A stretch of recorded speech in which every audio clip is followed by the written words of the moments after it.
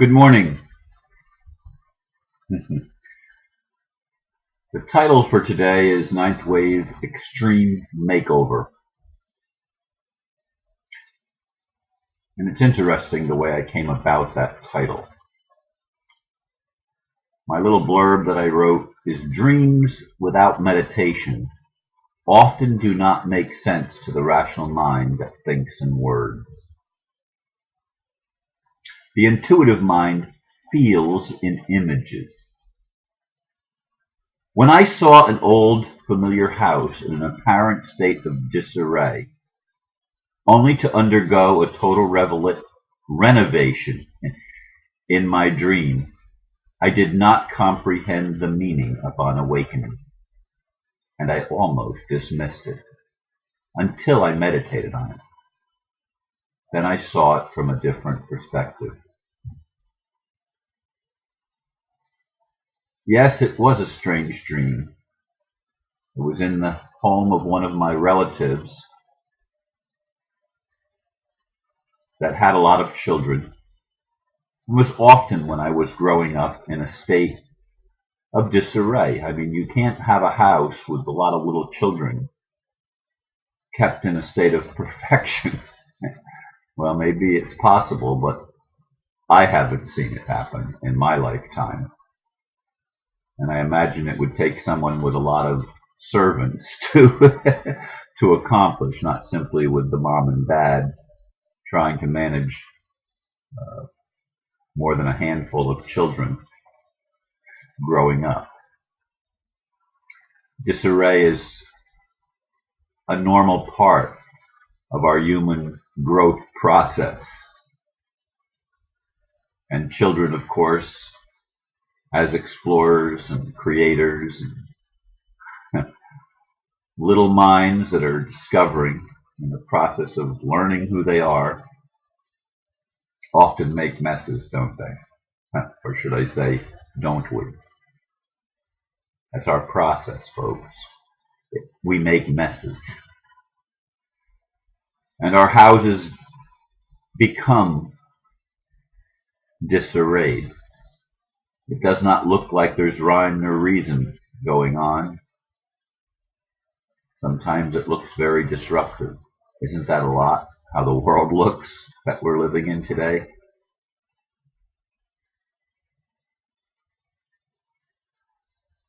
And in the second part of my dream, the first part, of course, was the old familiarity of a house that I recognized,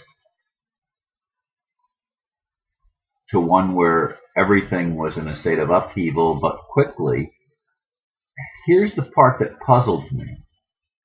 I saw the carpet being laid in this house, and the carpet, instead of having straight edges that came together, had jagged edges, misshapen edges, and carpets of different colors were being put together, but they fit together like pieces of a puzzle.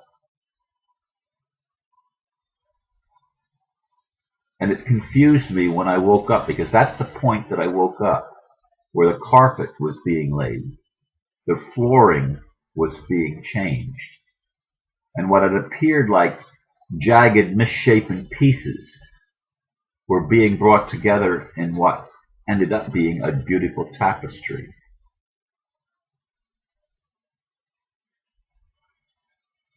And when I first woke up and I lay there for a while just pondering the dream, I thought, what is that about? Because before I went to bed last night, before I turned off the lights to go to sleep, I asked Spirit to give me a message for today. And of course I thought of that when I woke up, and I thought, how does that fit into anything? Until I just rehashed it with my rational mind to put it into words so that my rational self could understand what my intuitive self was trying to show me, so that I could interpret the message for you and for anyone that listens.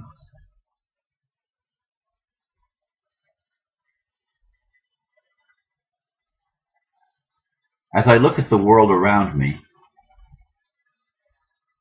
There is a certain old familiarity about it, and I'm sure that's true with most humans. It's what we've known to be reality. It's what we've known to be the truth. And yes, there appear to be many jagged edges and misshapen pieces, things that don't look like they could ever go together, nor should they go together.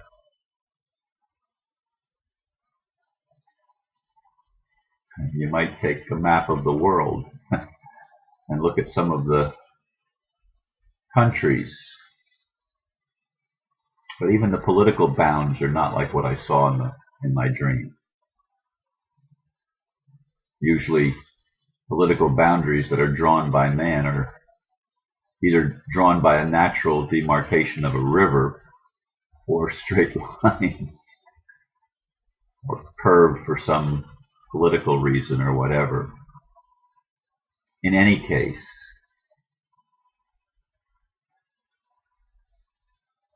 I know the world is undergoing changes in this ninth wave. It looks chaotic. It doesn't look as if things are progressing as fast as we'd like.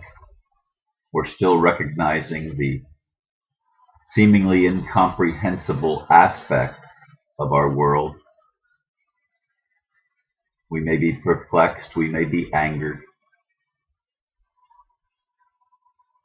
We may not know how it could possibly come together and have something beautiful occur. I'm in the workshop this weekend, and one of the things that's been said over and over again is hurt people hurt people. Now, that sounds like it doesn't make sense necessarily at first, because I would say it, hurting people hurt other people. People that have been hurt wound others. That's the meaning of hurt people hurt people. I get that. But at first, the first time I heard it in the workshop, I wasn't getting it. I thought, why are you repeating yourself? But the first hurt was an adjective, and the second hurt was a verb. I don't know if it works that way in other languages, but it works that way in English. You can use the same word, and it's two different parts of speech, and sometimes even more. Sometimes you could make it a noun. Well, actually, hurt could be a noun.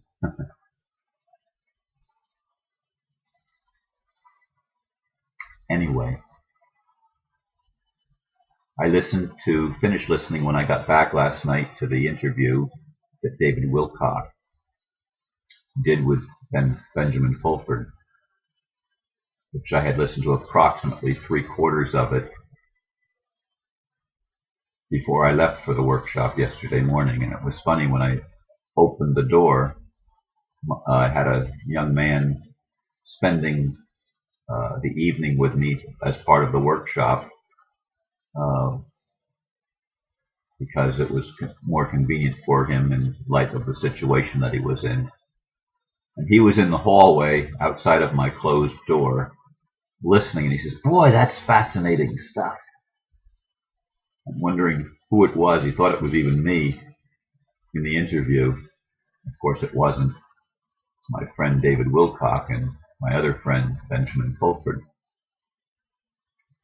But what they were revealing, mostly what Benjamin was revealing, was very, very fascinating about some of the things that are going on behind our familiar world.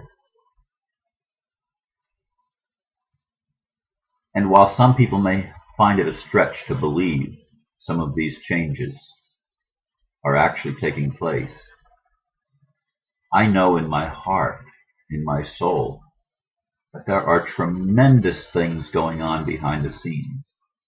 And the jagged edges of our world that don't seem like it's even possible to put them together are undergoing an extreme makeover.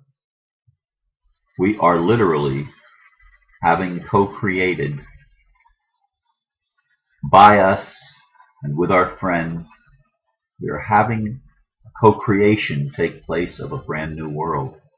A brand new house, if you will.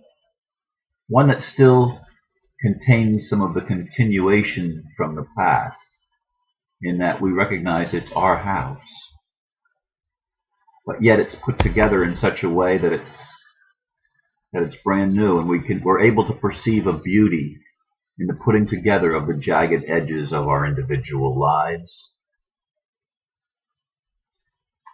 and of our collective experience. The jagged edges are put together, and when we come back and we look at it, we see a certain beauty that we were unable to comprehend before. It doesn't look neat as we had been trained to expect with our rational mind, with our left brain. But there's a beauty to it that we can somehow just know. It's not a knowing with the mind, it's a knowing with the heart. And that's one of the things that's happening in this world today, is we're rediscovering our heart. We're rediscovering how important it is to be real, to be genuine, to be authentic with ourself first, to tell ourselves the truth, and to stop lying to ourselves, to stop defining ourselves in the old way. Though it's familiar, though it may have become comfortable, it's not who we are, it's not the truth. And in this extreme makeover of our individual lives, we have to come into a new way of seeing, a way of seeing from the heart, and a way of seeing a wholeness that didn't appear at first. That what was appearing was a dysfunctionality, was chaotic, it was a mess. And yet out of that mess comes a work of art. And this is what's happening, and I see it in the lives of individuals in the workshop, others that I watch that are still hanging on to the old in some cases, still trying to make the old work, still trying to follow the old paradigm rules and regulations and dictates of governments that were out of alignment. And yet they're being brought into alignment. Do I understand all of it, how it's going to happen, how it is happening? Not completely. And I don't know that anyone totally has the picture. That's why I listen to David Wilcock and Benjamin Fulford, why I listen to channeled messages from Mike Quincy and Sheldon Neidel and John Smallman and Susie Ward, and in some cases Cryon, although Cryon has disappointed me when he talks about it's going to take 20 or 30 years for these changes to come about. And I think, God, we can't wait that long. And so I tend to dismiss him because of that. And when he says there's no conspiracy going on, of course there's a conspiracy, but it's a conspiracy of ignorance. And even the conspiracy may not be as well thought out as what we would think. Because there really is something good happening. There really is an extreme makeover going on this planet, in individual lives and in our collective experience. That's what I feel is the truth. That's what I feel the universe, the cosmos, God wants me to tell you. I'm encouraging you to look beyond what seems like a mess and allow for the possibility that there's an extreme makeover going on. The old wounds are being healed, the jagged edges are being put together. We're doing that through the acts of forgiveness and kindness and compassion and love. We're doing that through allowing ourselves to see from a new perspective, awakening the heart and bringing it into conjunction and union with the mind so that they work as one unit, so that our ego and our higher self become a married couple that lives in happiness and harmony instead of always being at war. These are some of the things that I feel and sense happening in our world. And so I encourage you to look deeper if you're still seeing the chaos, if you're still seeing the old familiarity of disruption. Look a little bit deeper And perhaps you too will be able to observe the extreme makeover going on our planet, in our time, right here, right now. Namaste.